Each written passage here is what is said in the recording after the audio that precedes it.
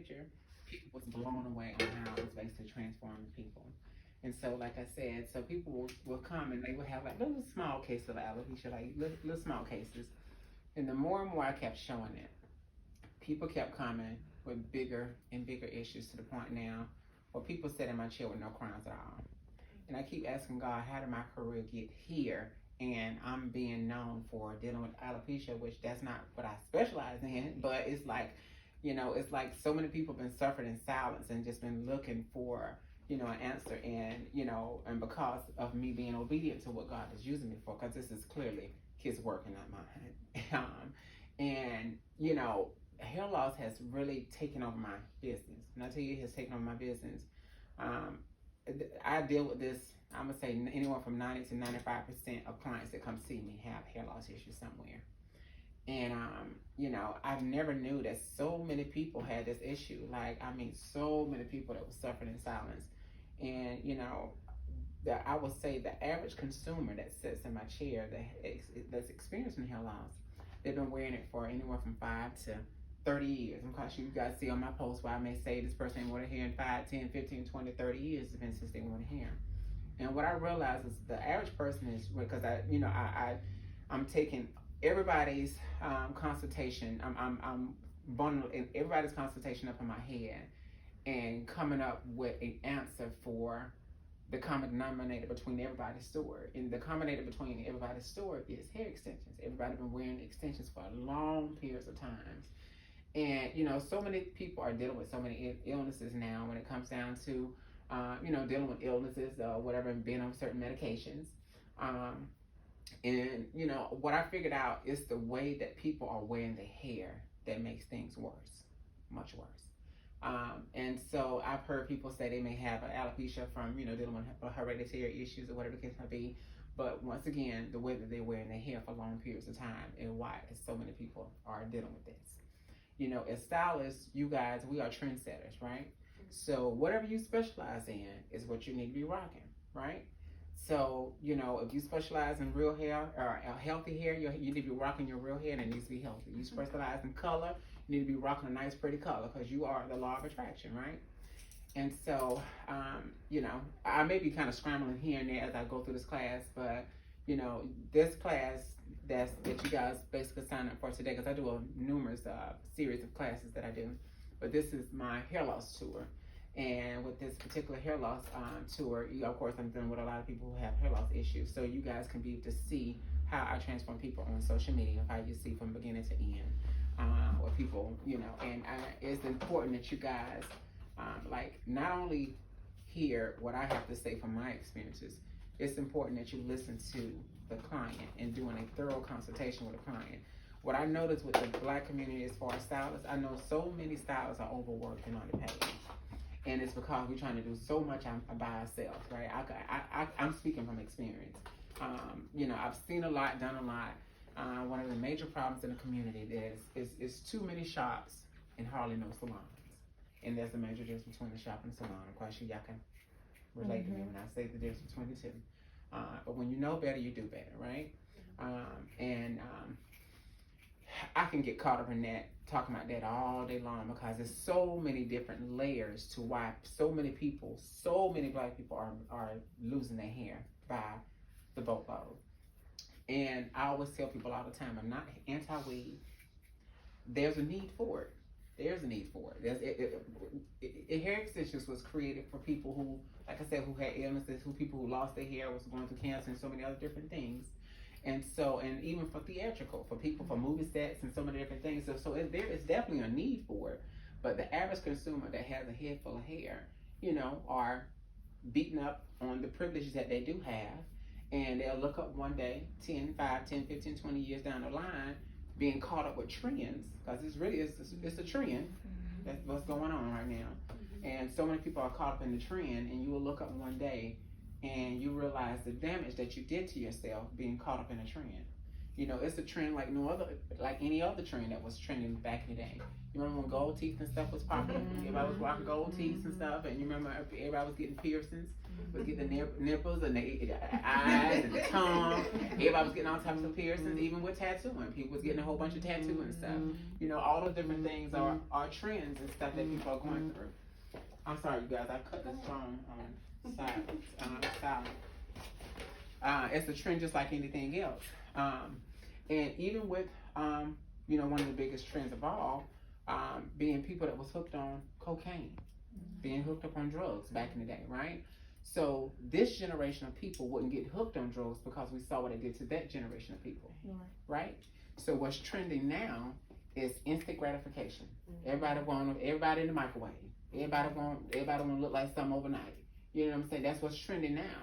And you know, my heart just goes out to the millennials that's behind this demographic of people, because they caught up into, you know, they want to be everybody. They in the microwave as well, because from what they see on TV, what they see from what their parents and stuff is doing. I see it all the time where the grandmother have extensions in the head, the mother have them in the head, and the kids have it in their head. And so many people are putting it in their hair because, you know, so many different things are fighting for time now. You know, everything is just, you know, everything is fighting for time now. You know, I get lost all the time trying to figure out what are the hours going today, because because of, you know, God forbid, you know, have kids, or, you know, a very stressful job, and, you know, all the different things that comes with life. So a lot of people are wearing extensions out of convenience, you know, and what I realize is that people need a convenient haircut, something that's going to be easy for them in their lifestyle, right? So it's all about learning how to accept the cards that you're dealt with, right? So when you know what your hair can and can't do, stay with what your hair can and can't do, right? And before you beat up on the few privileges that you do have, and you look up one day and you have to depend on extensions for the rest of your life, you know. And you know, I tell people all the time that hair speaks to you, right? Hair speaks to you and it tells you what it needs when it needs it. But we have to learn how to slow down and start paying more attention to detail and start listening to the hair, right? You know, hair tells you when it needs protein, it tells you when it needs moisture, it tells you when it needs so many different things. But like I said, the average consumer may come in and they may have a stressful life or whatever, and they want to get something that they may not know exactly what it's going to do to their hair. But as a professional, you do a thorough consultation and get to the root of why they want to do what they're trying to do to their hair, and give them your professional advice on what they need to do with their hair so their hair can be healthy at the end of the day. So like I said, so many people are wearing it out of convenience. And so, like I said, by hair speaking to you, once hair gets to be as smooth as the back of my hand, you know it's done. Right? So you got to, I want you guys to start paying attention to what's going on around you. And I tell people all the time, history repeats itself, right? Y'all, everybody know history repeats itself. And people are going to get back to wearing their hair. And especially after seeing all the damage what's been done to their hair over the years. Because I see it now. I slowly see it now. Now people coming in, it's almost like an altar call. Where people coming in, they wanted to free themselves from extensions, and you know, they tired. They ready to start wearing their hair. And hopefully by the time when people do get back to want to wear their hair, they're going to have some hair left. Hopefully they're going to have some hair left. And so that's why it's so important as professionals that you catch these people before they get too far gone, right? So that's my whole mission, you know, is to catch so many people before they get to the point where they don't have any other choice but to wear extensions for the rest of their life, right? And so doing a thorough consultation, you guys, is so important. You know, I could say it's so many different layers to why people are losing their hair. But the main reason is the way they're wearing their hair, which makes things worse. And at the end of the day, they did not go to school for cosmetology. You know, they don't know the theory behind hair. You know, that's what we went to school for. We know we should know the theory behind hair. You know, and so you know so many people are losing their hair because of lack of education. And so it's important for you guys to stop sweeping this issue up under the rug. Stop keeping things as a secret. And empower your client that's in your chair. Give them the ins and outs about their hair. Charge your worth, because at the end of the day, if you're charging what you need to be charging, you can take all your time to focus on that one client that's in your chair. Give them the information they need, give them the proper service and everything. But like I said, so many people are overworked and underpaid. But when I tell you guys, it has nothing to do with money. When I tell y'all it has nothing to do with money, these people will pay whatever for their hair. It's the professionalism is there, the atmosphere. They have a great atmosphere. You do detail work. You know, I always tell people if you used to catering to, just I'm hypothetical because that's what I used to do back in the day. If you used to catering to 20 clients a day, right? You need to cut that 20 into half and charge the same amount of money that you would have gotten for those 20 people. So, and focus more so on the detail of things. Don't focus on the quality, on the quantity. Focus more so on the quality of what you're doing. Because at that point, when you focus on the quality, now you start to build a waiting list, right? And you know, everywhere you go in life, where there's something good, there is going to be a wait. Right around.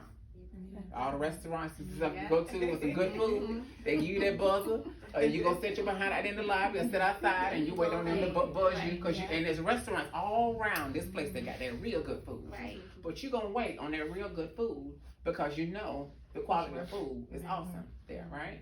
So at the end of the day, you guys, like I said, just slow down, start paying more attention to detail, start doing a thorough consultation with these people and find out what's going on with it. Listen to them. And then listen to their hair and give them your professional advice on what they need to do when it comes down to their hair. And like I said, money has nothing to do with you guys. When I tell you money has nothing to do with it, they will pay whatever. And so it's important that you guys see my guest that I have with me today to, you know, to be able to see what's going on with her hair and also to be able to hear her story and find out, what has she been doing to her hair the last couple of years or whatever the case might be. And I always tell people that everybody do not need a relaxer. Just like everybody don't need to be natural at the same time, right? So it's all about knowing what your hair can and can't do. Just know what your hair can and can't do. And just being professional at the end of the day. So, Miss Jasmine, so this is going to be easy for me to remember that, Jasmine. So, Miss Jasmine, how old are you? 28. You're 28? Yeah. Okay, all right. So, you told me that you was experiencing a little bit of hair loss issues. You are? Okay. All right, so let's take this off and see. And I'm sorry, y'all, I'm nervous. Don't be. Yeah. So, see, it's not as bad as some of the people that I've seen, but it's telling you, it's talking to you. It's telling you to stop smothering me. Stop smothering me because how you have that band just sitting there like that. Like when do you wear your own hair or do you do? I don't wear my own hair. Okay, you don't wear your own hair. Okay, so tell me why don't you wear your hair? When my edges started coming out, I just stopped wearing my own hair. Okay, and when you stopped wearing it, did you start to take matters into your own hands, start to do them yourself, or did you go to a professional, or did you go to somebody's house, or what happened? So I went to a professional to get the frontals, basically. Okay, all right. So, and how long you said it's been since you just completely just wore your own hair? 10 years after I graduated high school. Why so long? Well, so at first I didn't really know what was going on, and then on top of that, on my mom's side, pretty much all my older aunts, they wear wigs, they lost their hair, so I just thought that it was just something I was just gonna have to deal with. So I was like, let me just get the best wigs out there and just get used to it. And then my mom started going to a dermatologist, so then I started going, and my dermatologist started giving me injections, did some blood work, came back, my thyroid was off a little bit. Then my dermatologist diagnosed me with alopecia, and I was going getting the injections. They were expensive, but I was just trying to stick with them. And then after a while, the dermatologist was like, "It's irreversible. It's never going to come back."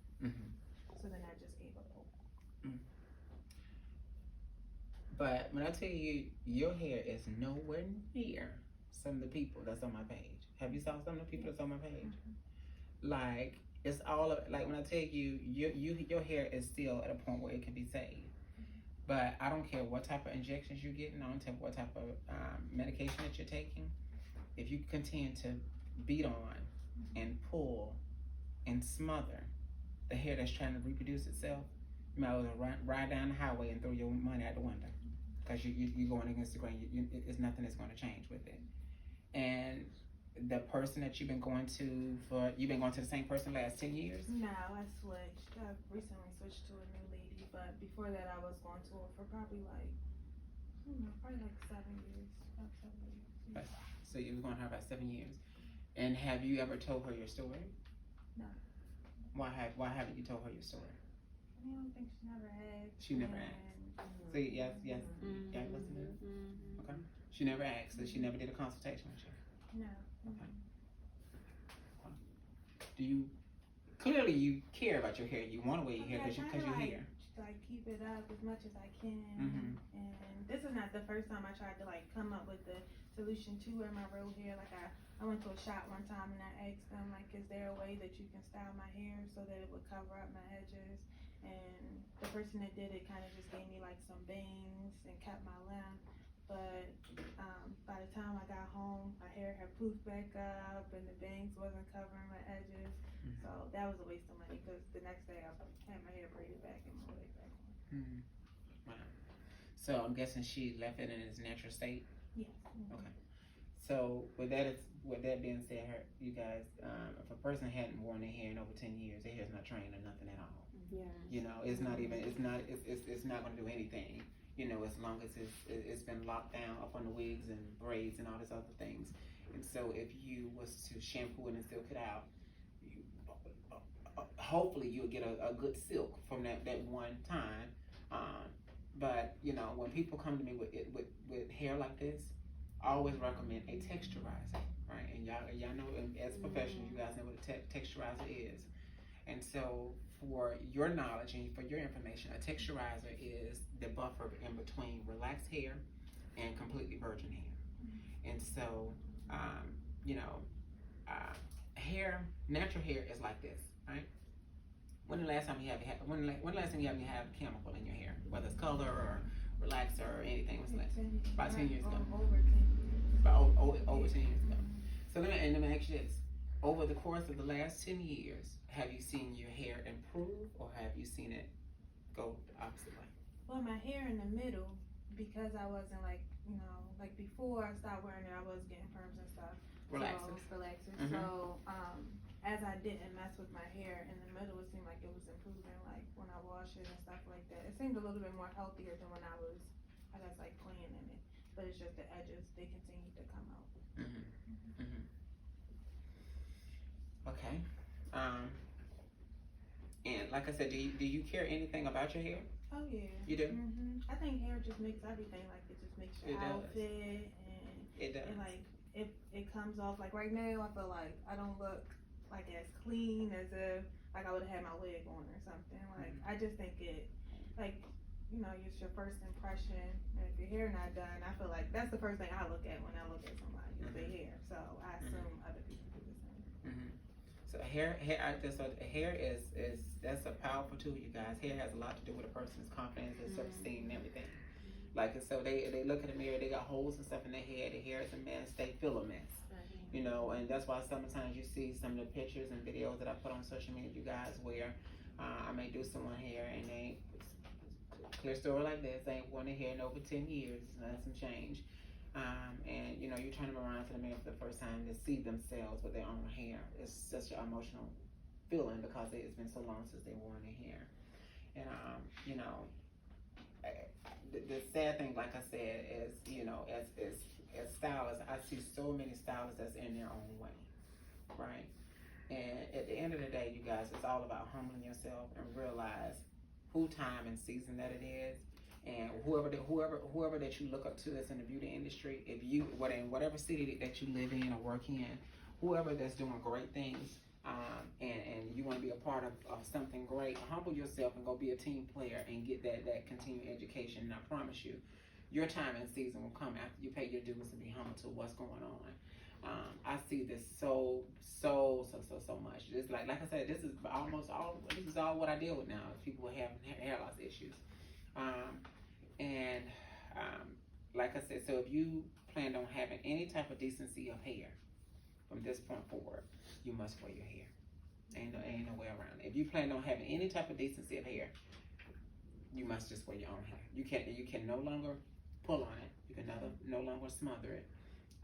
You must just be able to. Hair is like a plant, right? You can go somewhere and buy this beautiful plant. You get this awesome plant food. And you give it this plant food, you give it some of the best water, and then you take a bucket and you put a bucket on top of the plant, what do you expect the plant to do? It's gonna die. Yeah, right? So the same thing with hair. You know, I don't care what you feed in it, but if you continue to smother it and pull on it for long periods of time, nothing. Do any of you have any questions or concerns, or, you know, questions for me, questions for her? You know.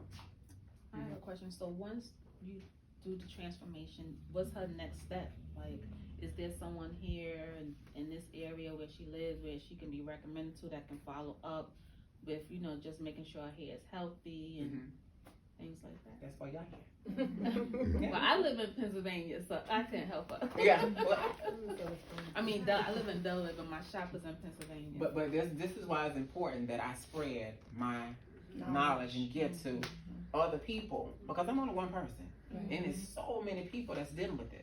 So many people. And so I say it all the time that we need an army. We need an army of stylists to help take back the black hair industry. Because I don't know if y'all noticed or not, we ain't got an industry no more.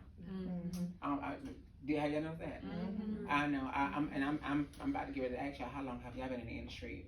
You know, I come from a time for when you know, we all worked together as stylists. We all worked up under one roof, and you know, where salons were standing room only.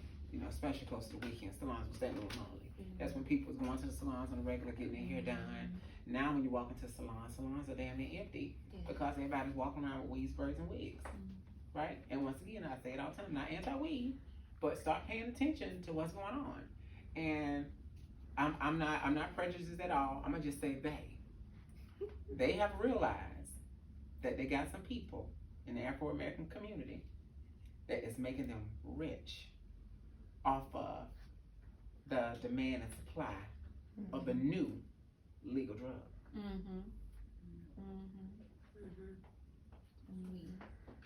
It's the new, hair extensions is the new legal drug. And so many people are addicted to it and hooked on it and don't even realize that they're addicted and hooked on it until they hear somebody like me speak about it, right? Start paying attention when you go inside of the Korean stores in so many different places. Just look how big the sections have gotten that sells the hair extensions. There used to be one little wall of hair. One little wall of the packed hair that they sold. Now you walk into a place, this whole entire building is just hair. Hair products, the products have went down, and the prices for hair has went up. Right? There's no other race that's wearing hair extensions like people in the black community. Right? So like I said, you guys wake up and start paying attention to what's going on around y'all. And so they have literally came in and took your industry away from you to the point where I see stylists going to get part-time jobs, going to get full-time jobs. They leaving the industry because they're not busy no more. Only people that's really out here surviving is the people that's really doing hair. Doing hair, where they seeing people on a cycle on every 2-3 weeks. When they books are full, those are people that's really, those are the people that's winning. People that you put in the extensions and so many different things, you basically conveniencing them for weeks and months at a time. So they don't have no reason to come sit in your chair, no reason to come see you, right? And they're not using no products that's geared towards trying to care for the hair, because those hair extensions, you lay on that, they bounce right back up, it bounce right back when you get up in the morning. You know, but with your real hair, that's a totally different ballhead game. You know, when you wake up in the morning, if the hair is not what it needs to be. So, you know, like I said, you guys, it's so important for you guys to, like I said, just start paying attention to detail and do a thorough consultation. Because it begins with a consultation. Do a thorough consultation and listen to the client, and then listen to their hair and give them your professional advice on which way to steer them. And it's gonna be hard to steer them in a certain way. And you standing over them with a hair full of extensions in your head. Right. But people are coming to you having concerns about their hair, and you're not wearing your hair, and your hair is not healthy. You know what I'm saying? Yeah. So you need to be a product of whatever it is that you specialize in, and whatever it is that you do, you need to be a product of what it is that you do. And so this is you said how old are you again? 28.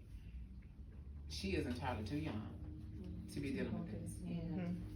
I see so many women and girls that come sit in my chair that have heads of 80 and 90-year-old women. Not looking at their face, not judging them off their age, just judging them off of their head. they have heads of 80 and 90-year-old women. Because like I said, the older you get, the more things slow down and eventually stop. But it's happening now at a very, very young age because so many people have walked away from their hair.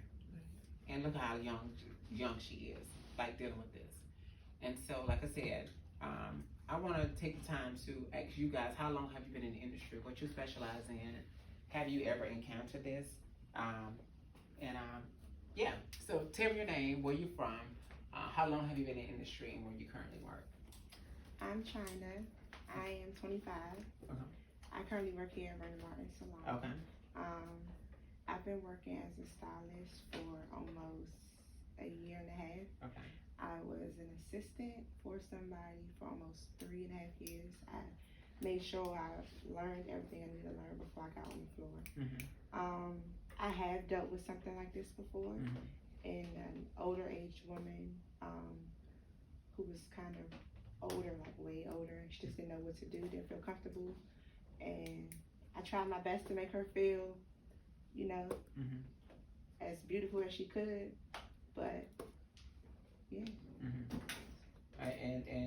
And with her issues that she had, was it minor issues, or was it? It was almost like the whole front was completely gone. The whole front was completely gone. Yeah. And it's funny because I didn't really get to get into it with her and ask her why it was like this, but it's funny because she wear hairbands every single day. Mm-hmm. And she was telling me how she just don't want to wear hairbands anymore. Mm-hmm. And so I told her, from what I thought was, eating up her hair was her wearing the hairbands. Mm-hmm. And that That's it part of was, Mm-hmm. taken away from the breathing, the process, the air of it, getting natural sunlight. I told her what I thought, and so she respected. I see her every 2 weeks though now, so it works. Whatever I'm doing for her, her hair has not grown back, which is, I think, will not grow back. But how's she wearing her hair now? she wear her hair pressed out. Okay. She does get color, 1B, just to take away her grays, make it blend, and she wears her hair pressed out to the front. And I cut it in a way that it lays around the sides. But she wears her own hair. She wears her own hair, Yeah. yes. Gotcha. Yeah.